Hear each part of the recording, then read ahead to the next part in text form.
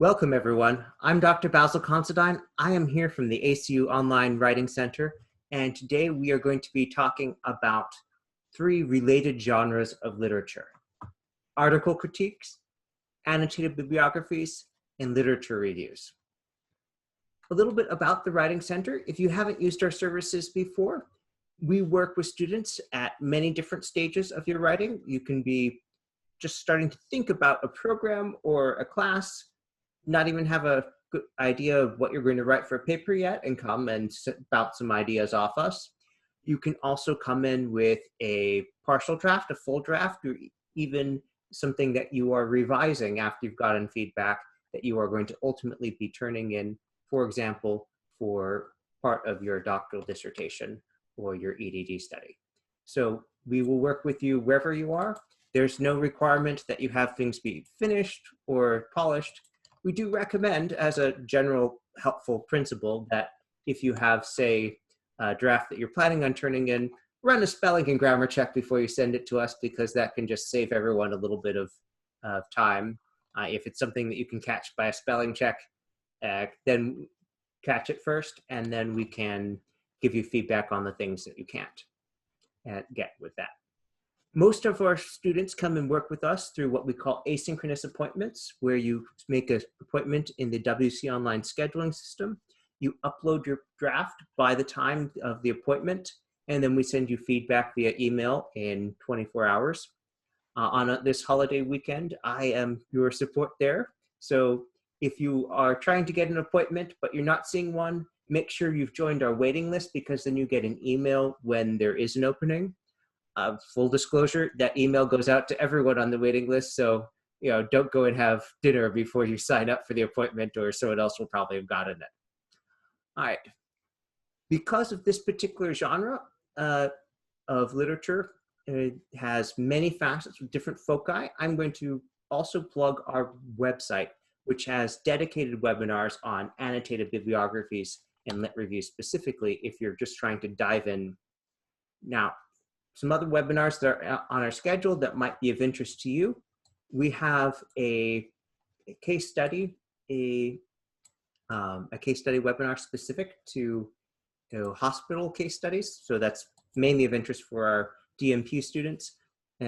But if you are going to be writing a case study analysis or writing up a case study period in your program, and I think 6 of our graduate programs do have an assignment with that, you might want to drop by, because the general principles will apply even if you're not writing it in that particular subject area.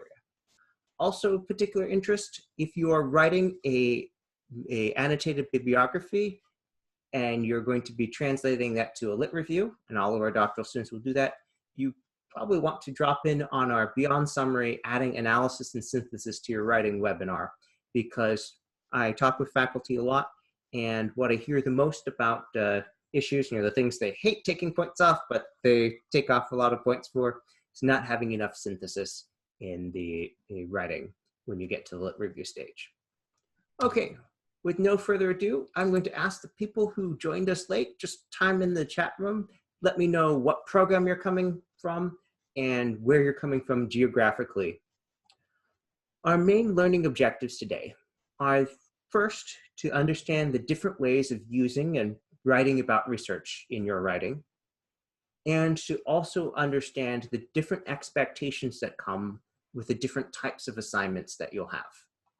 Now, I see from looking at the chat window that we have a number of doctoral students here. So then I will proceed with that in mind. If we have any undergraduates and master's students, not a problem at all. Just chime in so I know to cover some things about that. Usually our doctoral students have a little bit more familiarity with journal articles, but I will certainly be happy to go into more detail on that if there are people in the room who would like me to. Okay, so let's talk about some of the different ways of using research in writing. I think it's always helpful to ask, are you just looking for background information on something? Are you evaluating different potential courses of action? Are you looking for information to support what you are doing? or looking for information to support what you're not doing. If you are a doctor of nursing practice student, you will know that often things are piloted in the hospital or in the clinic where someone has an idea and you try it out. And there's always that question of what will you do when it's over? How do you know that things are successful? Or how do you know that this is a practice that we should keep putting our human and other resources into? And that might be something where you have the results that you've collected, but it might also be something where you find, oh, there's literature that has come out since we started this that confirms or affirms the choices that you've taken. So, oh, this is now the best practice. These guidelines say that, so let's keep doing this, please. Or you see that there is a reason to change something, and so you're using the literature as part of your argument for why you're not doing that and will continue to not do that, and sometimes creating a resource for others to use.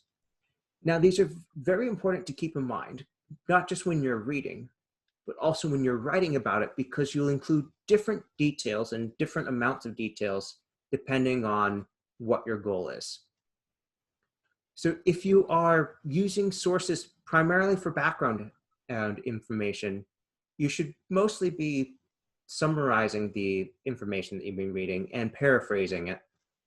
The difference being summary is when you're condensing information, but writing it in your own words. And paraphrasing is more when you have a sentence or a passage and you're rewriting that in your own words. In both cases, you want to have citations to the sources that you're using and citations at the sentence level. But the summary is when you're taking a lot of information and condensing it, and paraphrasing is when you're just relaying it in your own words. It's without that process of so much filtering. You'll also have little in terms of quotations, because if you are writing for your own background context, well, other people writing for their own context, and it's unlikely that they were writing for the exact same context that you were. So it would take more adjustment to get that to fit.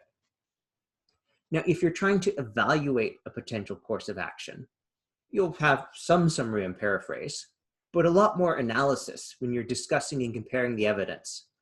For example, I was working with a EDD student who is working on a alternative teacher training thing, and where they're looking at the district's qualifications and right now how those relate to the state and how they might potentially be trying to supplement that with their own training thing. And so if you're looking at the literature and you see, oh, this article was actually done on a very similar place to our district. It was a suburban school district of about the same size, about the same demographics, maybe even in the same region or with the same cultural thing. We had an earlier student who found out that the district immediately next door to theirs had a study done there, and they found these things and said, well, our students are basically in the same situation, our teachers in basically the same situation. And so their analysis is pointing out, this is directly applicable to us because look at all these similarities. Now, the synthesis when you're doing this kind of evaluating potential courses of action, the synthesis is your end goal to be able to take, here's some key information that you've presented in your summaries and paraphrase. Here's your analysis where you've discussed it and compared it. And the end goal is to say, so in light of all that, we're going to create some new meaning. For example, based on these findings and the similarity to our district, we should do X, or XYZ appears to have a high potential for success. Now, we have a different balance here if the purpose is to support what you're doing to understand and document the effectiveness of current practice. And this comes up in one particular leadership assignment, as well as some business assignments in the MBA program, where you are trying to gather the characteristics of success For example, to interview people and find out what are their best practices. And then say, okay, so we've got these people saying why this is good. Or we have collected empirical data that shows this is good. So there's usually a lot of summary and paraphrase, a lot of analysis where you're checking the context. And that's where you start seeing language like is similar to, in alignment with, aligns with, as suggested by, which helps clarify that you're not saying they talked about this context per se, but you're saying this is similar to, or we are aligning the action with what this person said to do. There's also going to be a lot of summary and analysis and paraphrasing if you're trying to support what's not being done, but the key phrases will change. There'll be a lot more nots in there. Is not applicable to our situation because unlike this, by contrast, it did not align with. So for example, I recall a hospital case study comparison where the student was writing about these guidelines that had been published and then basically explaining why this would not work because those guidelines were published by a level 1 trauma center academic research hospital that was attached to a R1 level university. If you don't know what those things are, basically it adds up to lots of funding. And so with all of those things in mind, this small community hospital kind of out in the sticks, if you get my drift, they said, well, okay, that's very fine and stuff, but you know, these scanning machines that they say everyone could have, yeah, we're never going to be able to afford those. So they were using this to say, well, okay, yes, it is possible to do this. It is even recommended to do it, but it is impractical for our situation because reasons. Now, if you're trying to create a resource for others to use, and this comes up a lot actually for DMP projects and for EDD studies that are designed to produce training manual or best practices or an intervention and procedure where you are intending to guide people to, okay, here's what we would like to do, and we are justifying that, and we are drawing your attention to, yes, this study found these things that will help you understand why we're doing that. So you want to make especially sure when you're doing that, you have topic sentences that state the connection to the larger topic, you know, the purpose of what you're doing, that you are writing a curated summary of key details that are relevant to the problem or purpose of what you're doing, and have lots of explicit connections to your problem or purpose. All right, now I do encourage questions as we go along. You can either type in the chat window and just have that for everyone to see, or you can use that same chat window and on the menu, select my name to send a message just to me if you'd rather ask it privately.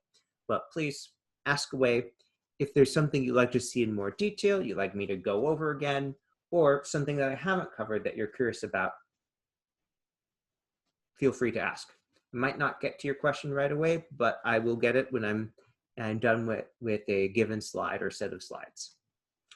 So let's talk about some specific genres here.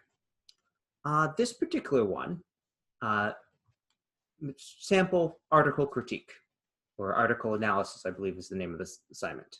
So this is from the Leadership 701 class. So if you're a first semester EDD student, you're probably taking this one. And let's go ahead and look at this particular assignment. First, I am going to show you what it looks like in my web browser, and then we'll look at a more condensed version of that in the slide deck. And by the way, if you did not RSVP for this webinar, but you would like to get a copy of the slide deck and a copy of the recording link, just type your email address in the chat window and I will add you to the mailing list for that.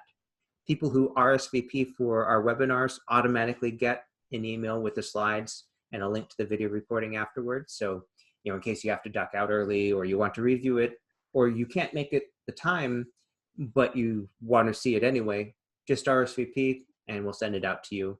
And if you didn't RSVP, but one of those applies to you, just send me your email address now. All right, so let's look at this particular assignment.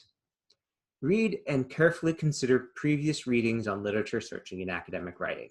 Okay, so if we're breaking down this assignment instructions here, this first paragraph is basically the background. It's reminding you, hey, do the reading. Here's some specific reading that's relevant. And then we have choose a peer-reviewed article related to your topic from the ACU library. Can someone indicate a topic that you are interested in the chat window? It could be something that just interests you purely from curiosity and knowledge, or it could be something that you're working on and you're considering doing research in. So just give me your topic in a sentence or so, so I can use it as an example. Okay, next up, you need to download a copy of that article and include it when you send in your assignment. And you need to choose an article that's either in Empirical Studies, that's a study that's gathering and evaluating evidence of some sort, or a literature review. So either reading other people's studies and using that as the basis, or an article that was doing that, or original research that was collecting some sort of data. Has to be from a peer-reviewed scholarly journal, published in the United States and written within the last 5 years. Okay, so I am going to go ahead and I'm going to go to the ACU library website, and we're just going to start with one search here. And thank you, everyone. I see several people have given me some choices, so we'll go through a couple of those here. So we're going to go ahead and search for school violence. And I'm going to search for that in quotation marks, meaning I'm asking it to give me that exact phrase as the thing it's searching for.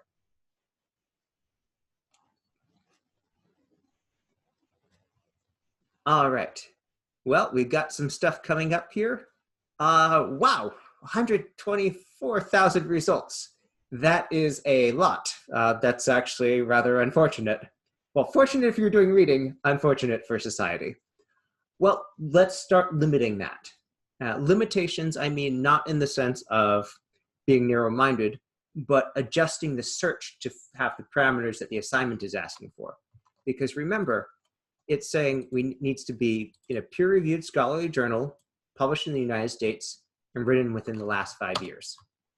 All right, so we're going to take this publication date, and I'm just going to adjust that and search for things published since let's go 2016.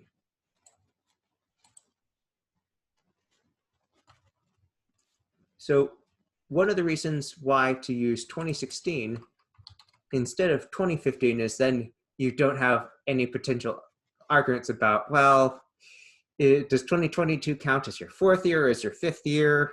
We'll go with 2016 so we know we're good there. All right, we are going to further limit this to, you see this checkbox here? Scholarly peer-reviewed journals. Okay, that's one of the qualifications here.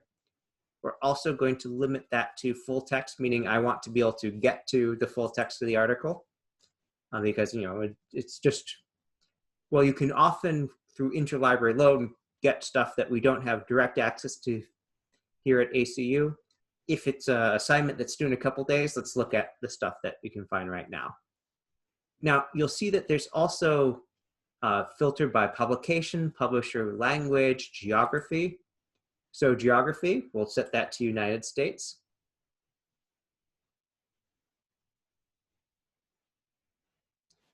And just in case, I'll go ahead and I will turn on filter by language and set that as English, which looks like won't be any change.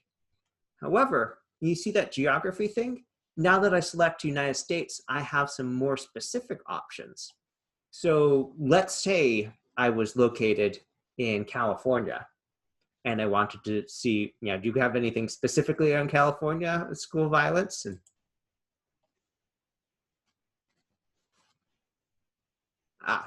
So that narrows us down to 1. And you can see from here, it's a 20-page article talking about social ecological determinants of fights. And it's talking about actual, or no, physical fights as opposed to, say, internet bullying. All right, well, I think I have everything I need to say. This looks like something that fits all the requirements. Let's go take a look and see if this is a lit review or an empirical study. And rather than read the whole article, I'm going to start with the abstract here, which is a summary of this. And we see, oh, they were using the Children of Immigrants longitudinal study data set, 4,200 immigrant students. This is definitely an empirical study. So this would meet all of the qualifications that we needed. Great. Let's do one more here from the topics that people have put in here. Let's go ahead and take one from the medical side and look at group medical visits. So I'm not sure what we'll get if we search for group medical visits, but I'm pretty sure that if we search for group separately and medical visits separately, that we wouldn't get anything quite so specific. So we're going to start out broad and see what's going on here. Right now, all we need is one article because that's what the assignment is about, one article. And we get 1,400 results to start. Awesome. Well, let's go ahead and we'll adjust the publication years. So last 5 years, counting from 2016. Let's also make that full text only and peer reviewed only.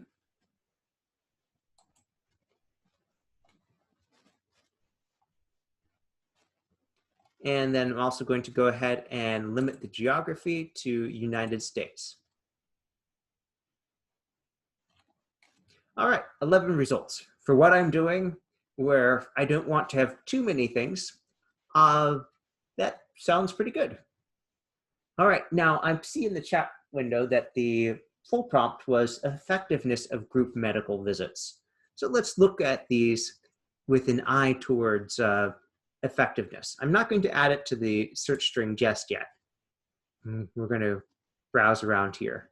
Okay, group integrated care. No, that's not quite what we're looking for. American Samoa, would love to go visit there, but probably not reading about it right now. Let's see, shared visits for health consumers, group visits for management of patients with PCOS.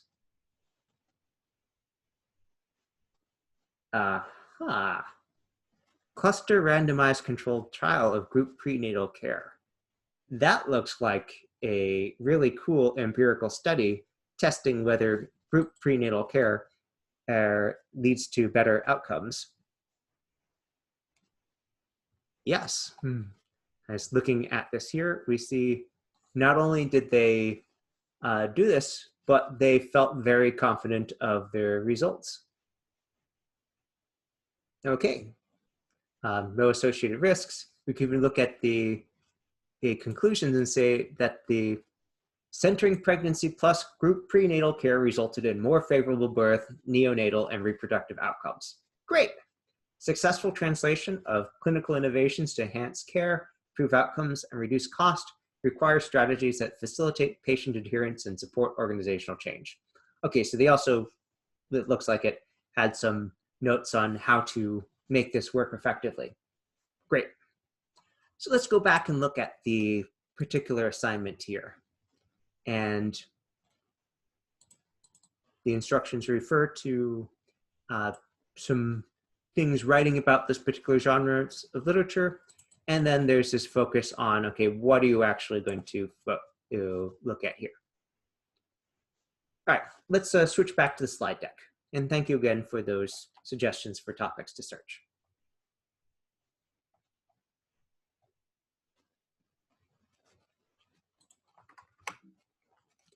Okay. All right, we did that part. We found empirical studies.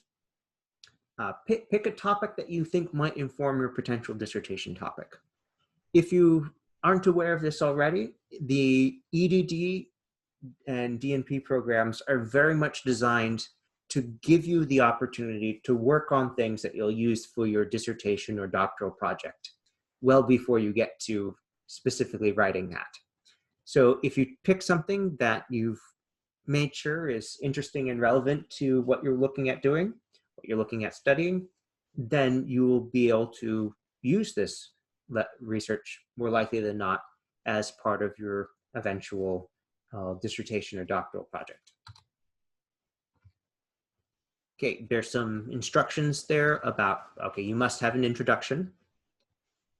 No, okay, all papers need a brief introduction, but the introduction does not get a separate heading. That's not just a instructor requirement, it's also an APA requirement. Don't have a heading that's called introduction. If it's the first heading of your paper, we know it's the introduction. You need to include what's described as a citation here, but I would call it a reference entry. Essentially, you're copying and pasting what would normally go in your reference and having that at the start of the paper. And then section 1 is going to be you summarize the research. Section 2, you will analyze the research. In section 3, you'll talk about the practical application. And this is one of those things where it's especially helpful if you pick something that you're interested in and is relevant to you, because you will have much more clear ideas about how to apply this. This particular assignment is 2 to 4 pages as for the length. So that is far more than you'll probably be talking about any one study in a annotated bibliography entry or in a lit review. But right now, you are approaching this as, here is my analysis of what goes into this article. This assignment is designed in part to test, do you understand what makes a good piece of peer-reviewed research writing? And one of that is making sure that you can spot the key elements and differentiate what are they doing here, what's happening here, and ultimately, how does this matter to what you are doing or what you want to do? Now, there are a couple ways to choose which details you're going to be discussing. One of these is to start with the question, well, what's the purpose of your article critique? And I would say I would see the purpose as to give yourself and the professor a set of curated notes on what this article has and how that relates to the topic that interests you.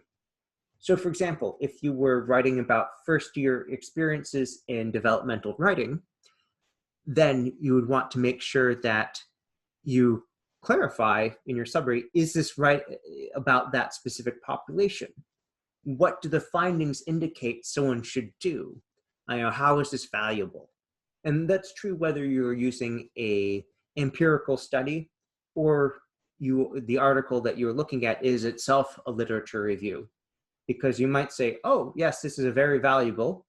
Or you might say, well, it's not, because most of the sources that they use are really old and none of them are really from before No Child Left Behind, and everything's changed so much that it's just, freshmen arriving in college just don't have the same preparation that they used to, so it's not relevant, as the case may be.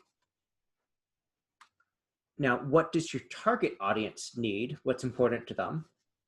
And have you clearly and directly responded to every prompt using the wording from the prompts? Let's go back to the website here. So I look at a lot of student drafts and I talk with faculty a lot.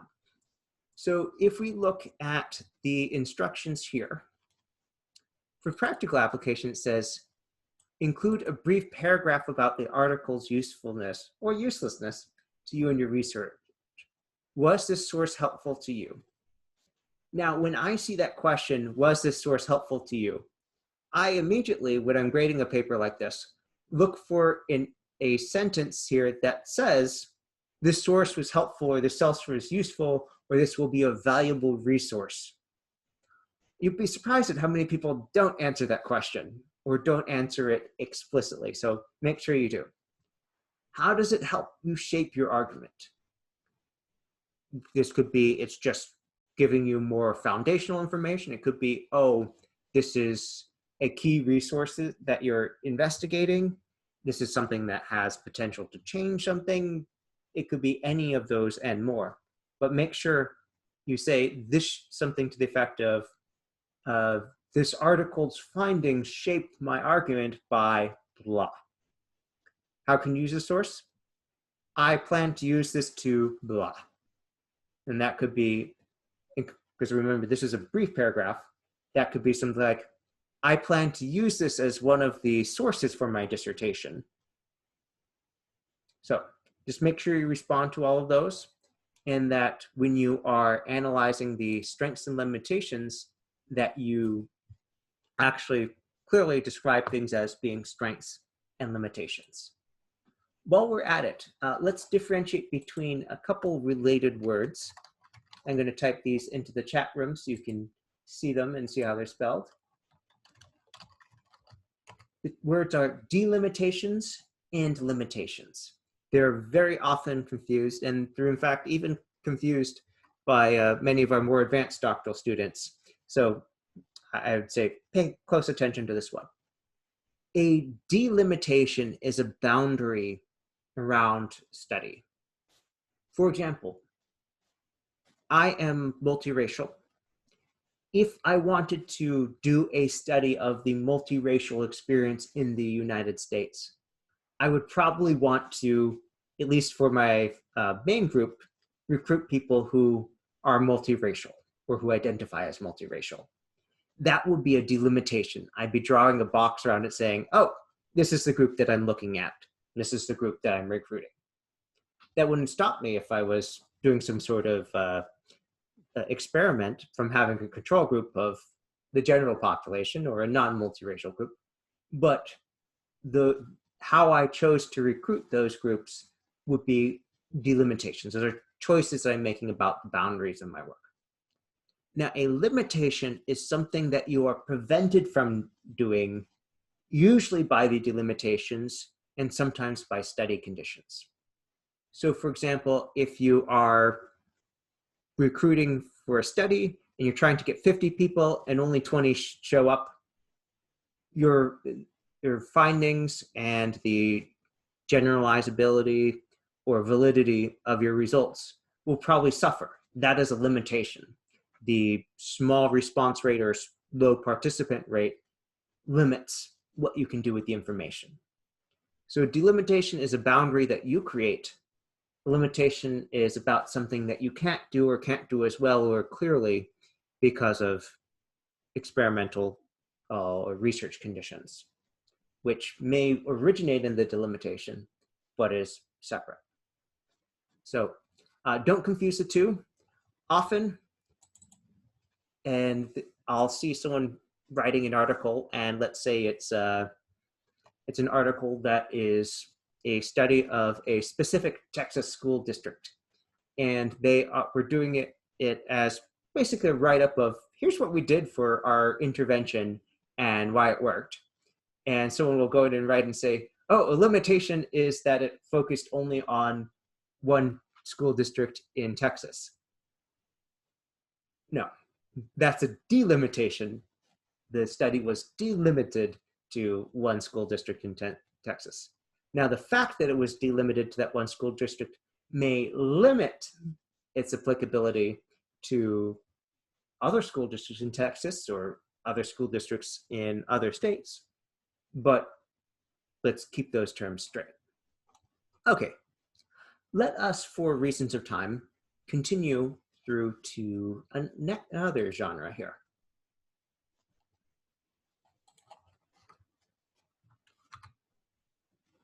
So let's talk about the annotated bibliography. Now, based on the classes that people indicated that they're in, or the terms that they indicated they're in, I think at least a couple of you are going to have an annotated bibliography assignment this term. So an annotated bibliography is, first and foremost, a list of citations to different resources related to some specific topic or purpose. You begin with a citation or reference entry, and you follow it with an annotation. Now, the annotated bibliography assignments that you'd write at ACU are usually a bit longer and more granular than you will find in published literature. And part of that is that the assignment is both designed to have you do research that leads towards your dissertation or project, and partly because it's pedagogical in nature. We want to make sure that you understand these things that you should be paying attention to. But let's go ahead and look at an example in the literature. So back to the library, and let's see, what are the topics here? Let's go with, we're going to go with improving minority success.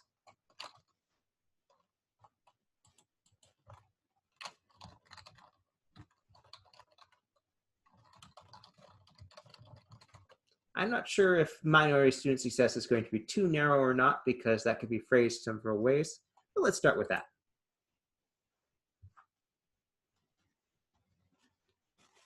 Now, one of the things that you'll see in the lit review and annotated bibliography assignments is that the professors will say very strongly, make sure to use recent research, because the bulk of the research that you use for your dissertation or a doctoral study should be current.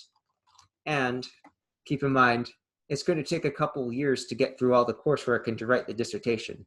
So you still want it to be fairly recent by the time you graduate. So some students will say, well, assuming there are enough sources, let me just look at stuff published after 2018 so I know I'm safe and that I won't have to go ahead and get more current things.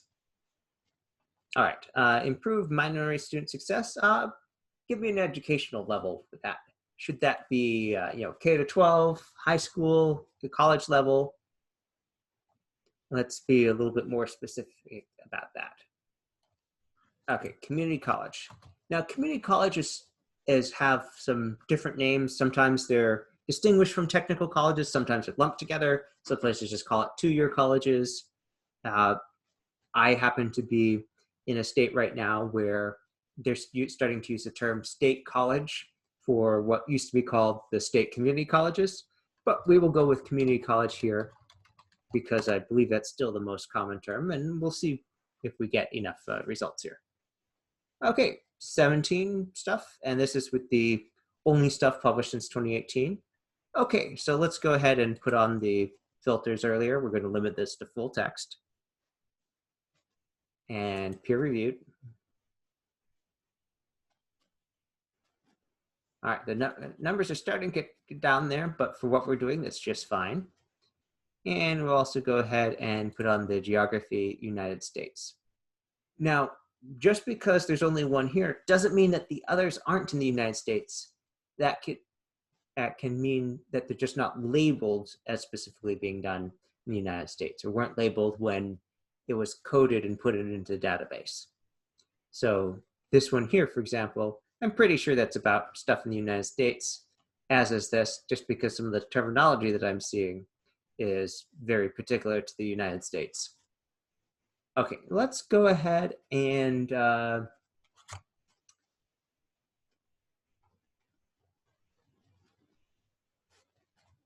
let's take this article here.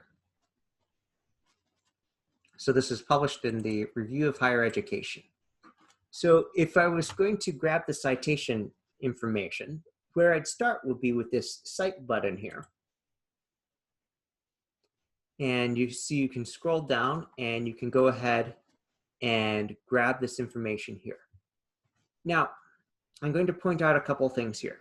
This is a huge time saver, but it's not perfect, because this is only as good as the person who entered this into the system and the algorithm, because it's often an algorithm that's processing it.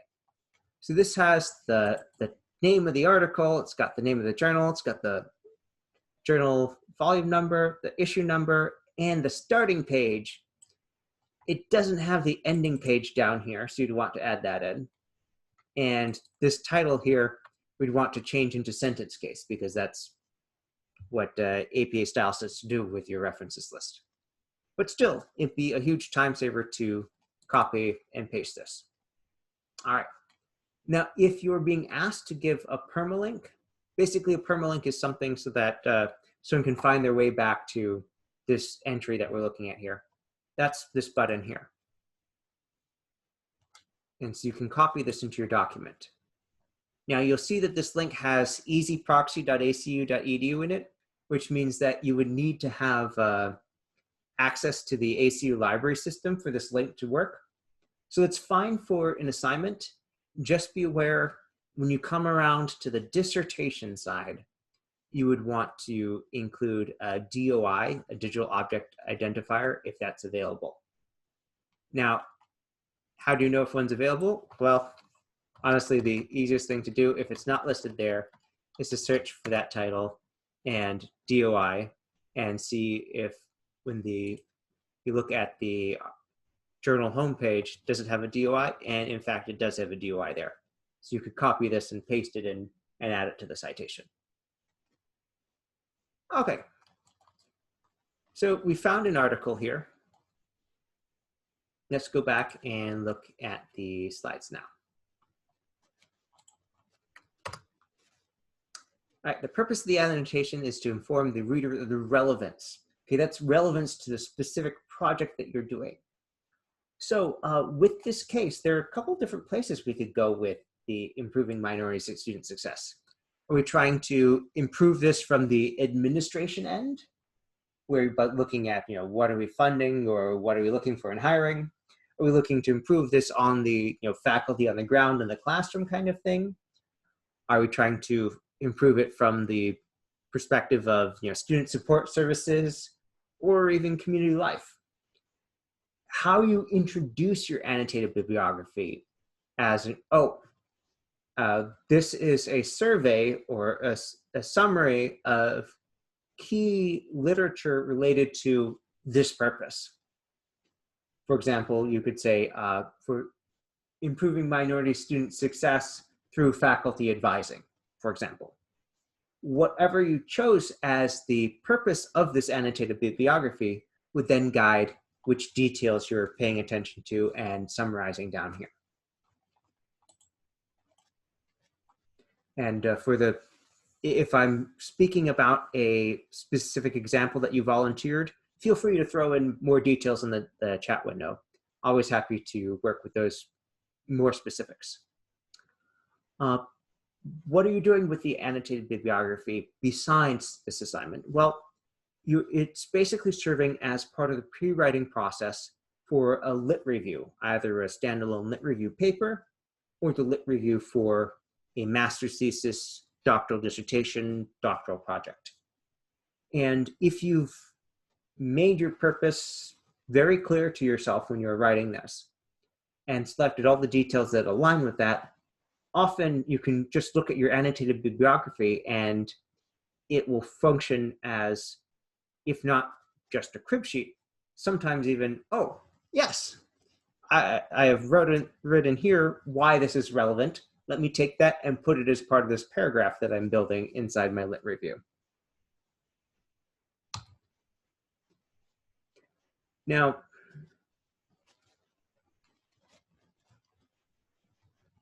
there's some questions that you want to ask. Purpose, we talked about that already. What kinds of information are important and relevant to the target audience? So minority student, and what makes them thrive? Well, if you ask different people in different offices, they'll probably give you different responses based on what they see as important. And if you go ask the students themselves, they may give you different responses.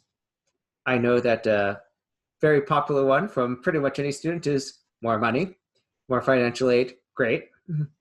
But also things like, okay, well, for example, in a school district I used to work in Southern California, the minority college students tended to have day jobs.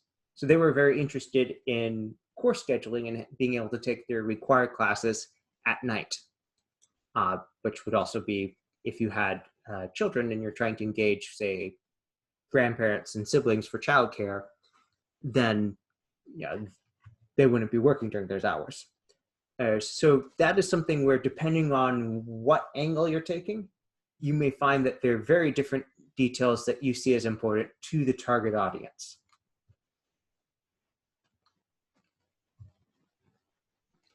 All right, so let's talk about some particular parameters here. So let's say you are writing a annotated bibliography, a assignment for leadership 711, I believe, where you are writing about different types of leadership. And you're supposed to specifically find 2 articles each for transformational leadership, for authentic leadership, and servant leadership. Well, going back to the search,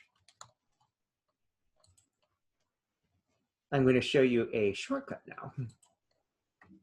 So remember when we were looking at things here with different topics here? Well, if you keep searching in this window, it'll carry over many of those selections we've made already. So I'm going to go ahead and I'm going to replace this with servant leadership.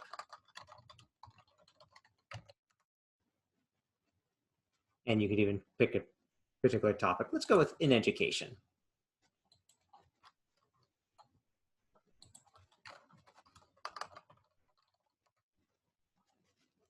And you'll see that we've got our date restrictions, we've got the peer-reviewed journals and stuff, all that in there as well already. And we still have 750 results. So that's a lot.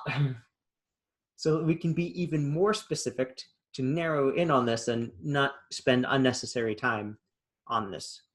Let's go ahead and we'll put servant leadership theory in there.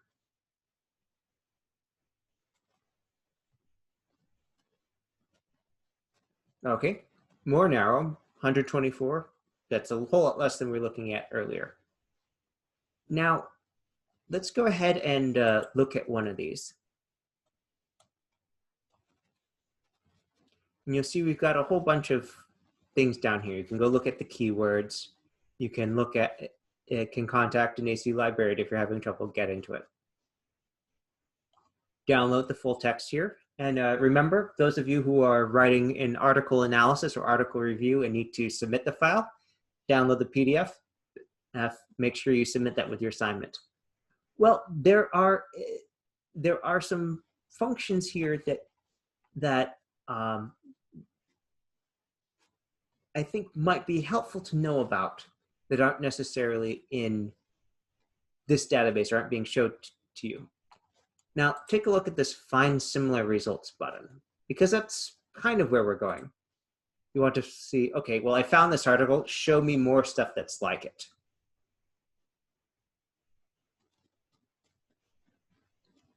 And that will look at the keywords. And you know, this is 209 million. That's far too much. That's not specific enough. So that's a bit overblown for that. But let's go ahead and go to scholar.google.com. This is Google Scholar. I'll paste that link in. And while Google Scholar doesn't have quite the same reach, doesn't know about as many articles as the ACU library does, one of my favorite functions of it is this cited by link here. So if you find an article that you're really interested in, you can see, okay, well, since that article was published, who has cited this as one of their sources? Because if they're citing it, they're probably doing something that's related. If I go to cited by, I can see, oh, hey, I got these. So let's even make this more specific here. Let's go with servant leadership.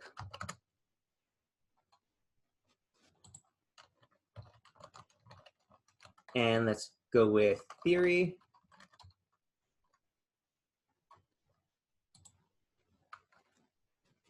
And let's say you've read, we'll take this article. Let's say you read this article in class and you want to see, okay, well, what's more about servant leadership?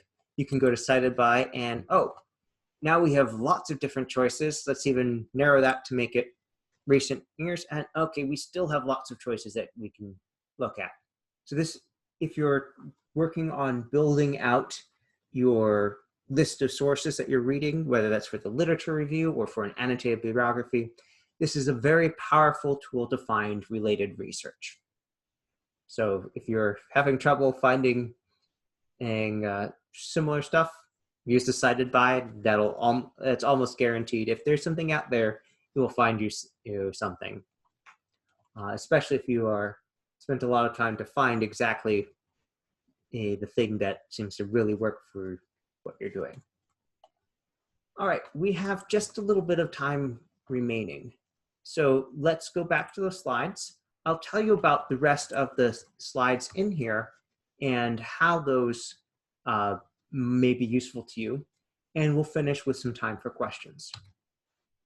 So this particular link will take you to the exact literature review assignment for the Leadership 1799 class, where you ultimately take the resources that you've been working on, the annotated bibliographies, the article summary, the article analyses, and put them together into a larger chapter. Now, we have time to go ahead and peek around down here. The rest of the slides will talk you through the structure of a lit review. What we're going to do is we're going to look and see exactly what the guidelines are. So if I load up this class, we see the assignment. So this is final assignment basically for Leadership 791. You need to submit a section, one or more sections of your chapter 2 being the lit review. And they have laid out what you need to have here, some introductory paragraphs to present your conceptual framework clearly. And I'd say, give it its own section. The template says, give it its own section, so give it its own section. Provide content to support the purpose of your lit review. So back when you are doing the annotated bibliographies, when you're talking about the purpose of those studies, you can go back and look at that and say, oh yes, multiple studies or multiple authors have indicated that this is important. And you know that they did that because you look at your annotated bibliography and you're like, okay, I've got 5 authors here who said in different articles that this is something that needs further study. And when you're writing those application to your work or to your research, that's going to go into that link of the background or the problem to the present, and also tie into that creating a narrative purpose, basically chronicling why the specific thing you're looking for or looking to do has not been covered already. And it could be, well, it's been generally covered, but it hasn't been done with my population. And it could be things have changed since then. I would guess, because there's certain things that happen in cycles, usually each time we have a change in presidential administration, there's a whole bunch of books that come out retrospectively talking about that administration. So we're about due for a number of books about the last president. There was a whole bunch of things about George W. Bush that came out during the Obama administration, reflecting back on that. And so the literature often chases by some number of years the situation that it's describing or the problem that was identified. And one of the opportunities that you have as a doctoral student is to say, okay, so I'm writing about something that I'm seeing right now ahead of me, and it's informed by this other stuff that was done and published before. But I am doing the most current version of something on this topic or problem that interests you. This concludes our formal presentation today. So let me ask you, are there any things that you would like me to discuss before we wrap up? Any last questions, something you'd like to see, something you're trying to find or wondering how to find? I should mention that our library staff is excellent and they are working remotely. So the best way to contact our library staff right now are via email and using the Ask a Librarian chat service. Normally you'd be able to pick up the phone and call the library and they'd answer in their offices. What's happening now is you use the email to set up the initial consultation. and then they can give you a call by phone. So they're very approachable, and we have dedicated subject matter experts. So whether you are in the EDD program or the DMP program or studying psychology, we have librarians whose job is to be a specialist in literature about that field and in finding literature about that field. So don't feel that you are imposing. I worked in an academic library. I worked at the University of Tennessee, Chattanooga, and my office was in the library, so I was considered part of the library faculty. And it was a great part of my day when people come in and say, help, I need this thing. And then they leave. It's like, I have what I need to do my work now. So feel free to ask. And the hours for that chat, I can tell you that a lot of my students have come in and said, well, I don't want to bother them. And I said, well, wait, do you know when they're normally working? Because 5 nights a week, they are open till midnight. So you could actually give them a call right now. Well, not now because they're closing in 5 minutes, but you could write in on the Ask a Librarian chat at 2 p.m. tomorrow afternoon, and there'd be someone who would answer and help you out. So I'll stick around for a couple minutes in case there are any last questions, but thank you for coming to this webinar. And if you are wondering about some of those other webinar recordings that I referred you to, so if you go to the Writing Center homepage and go to the webinar schedule here. So we have all of the upcoming webinars for this term listed here in chronological order. But if you continue after that, you'll find our archive of recordings. So if you are perhaps in the MFTO 615 course and you want to see me discussing an assignment there, you can watch this particular video. I would say the best way to use this is to do a find search in your browser for the thing that you are looking for. So for example, if you are looking for, well, let's go with lit review. So I'm going to search for the word review, and oh, there's a recording of the last time I taught this. This is one that's of interest to people who are writing a lit review. A dedicated introduction to lit reviews webinar with 2 different video choices. A live edit where I look at a lit review chapter down here, and many others. So if in doubt, you can always send us an email and say, hey, do you happen to have a video on this? Do you have a sample that I can look at? And on the subject of samples, I'm going to go to our sample papers page and just point out that we do have some sample papers here. These are student submitted, so they are what they are. They're examples of actual student work. But if you're, say, in Leadership 711 and you're like, but what does an actual annotated bibliography assignment look like? Well, we've got one here. So I will share this link in the chat room again. And have a good night, everyone.